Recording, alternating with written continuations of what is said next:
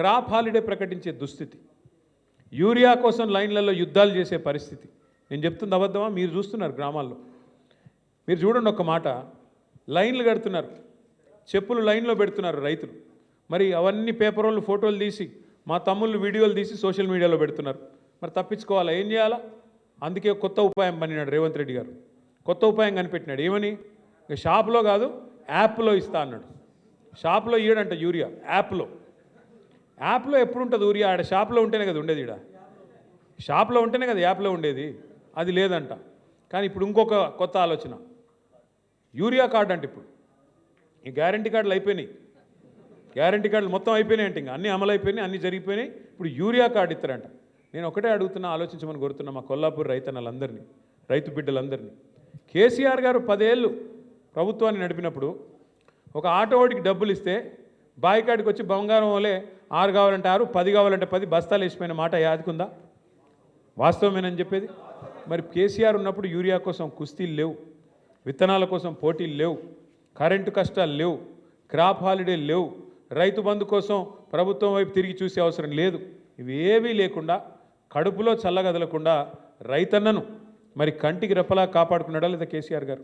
ఇలా అట్లాంటి కేసీఆర్ గారు మరి మన కోసం పాలమూరు రంగారెడ్డి ఎత్తిపోతల పథకాన్ని తలపెడితే 90% పనులు పూర్తి చేసి మీ నార్లాపూర్ కాడికే వచ్చి ఒక పంపు కూడా ఆన్ చేసి నీళ్లను, కృష్ణా నీళ్లను ఆ ప్రాంతానికి చూపెడితే 2 ఏళ్ళు అయిపోయింది రేవంత్ రెడ్డి గారు వచ్చి. 90% పని పూర్తయింది, కేవలం 10% మాత్రమే మిగిలింది. ఏనుగెళ్ళింది తోక చిక్కింది అన్నట్టు తోక మాత్రమే మిగిలింది. రిజర్వాయర్లు మీ కళ్ళ ముంగట కనబడుతున్నాయి కదా. నార్లాపూరు, కరివెన, వట్టెము, ఏదుల, ఉద్దండాపూరు రిజర్వాయర్లు అన్నీ పూర్తయి రెడీగా ఉన్నాయి. ఈయన చేయాల్సింది ఏంది? మనం అప్పటికే కాలువలకు కూడా టెండర్లు పిలిచినాం. ఈయన రాగానే ఆ టెండర్లు రద్దు చేసినాడు. రద్దు చేస్తే చేసినాడు, మళ్ళీ పిలవచ్చు కదా. 10 పైసలతో అయిపోయేదానికి ఇవాళ పని చేయకుండా ఎందుకు చేయట్లేదు? తొందరగా చేస్తే కేసీఆర్కి పేరు వస్తుంది. పాలమూరు రంగారెడ్డి కేసీఆర్ గారు కట్టిండని చెప్పి యాద్ చేసుకుంటారు. కేసీఆర్కు పేరు వస్తుంది, వాళ్ళ పాత బాస్కు కోపం వస్తుంది. వాళ్ళ పాత బాస్ ఎవరో తెలుసు కదా మీకు. ఆయన కోపం వస్తుంది, నువ్వు మా నీళ్ళు ఎట్లా తీసుకుపోతారా, నువ్వు మా చెంచగాడు లెక్క ఉండాలి కానీ పెద్దోళ్ళలాగా యాక్టింగ్ చేస్తున్నావు ఏంది? ఆయన కోపం వచ్చి తురుకుంటాడా? అందుకే ఆ భయంతో ఇవాళ మొత్తానికైతే కాలమూరును ఎండబెట్టే ప్రయత్నం, పండబెట్టే ప్రయత్నం చేస్తున్నాడు. ముఖ్యమంత్రి గారు మాట్లాడుతూ ఎప్పుడు అంటూ ఉంటాడు, పండబెట్టి తొక్కుతా అంటాడు.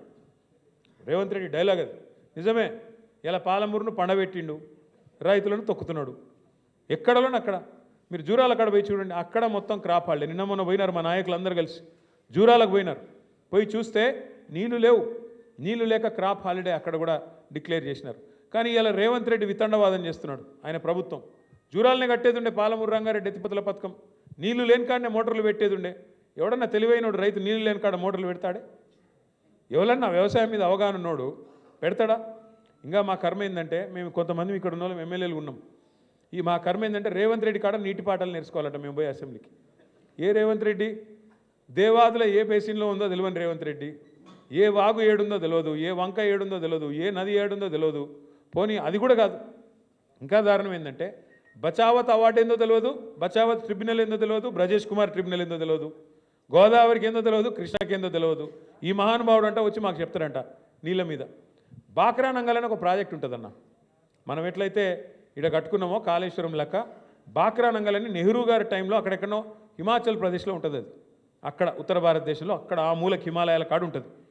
మొన్న రేవంత్ రెడ్డి గారు స్వాతంత్ర దినోత్సవం రోజు ఉపన్యాసం ఇచ్చిండు ఈడ. అది చూసి ఏడ దుంకి సావాలని అర్థం కాలే మాకు. బాక్రా నంగల్ ప్రాజెక్టు తెలంగాణలో ఉన్నదని చెప్తున్నాడు ఆయన.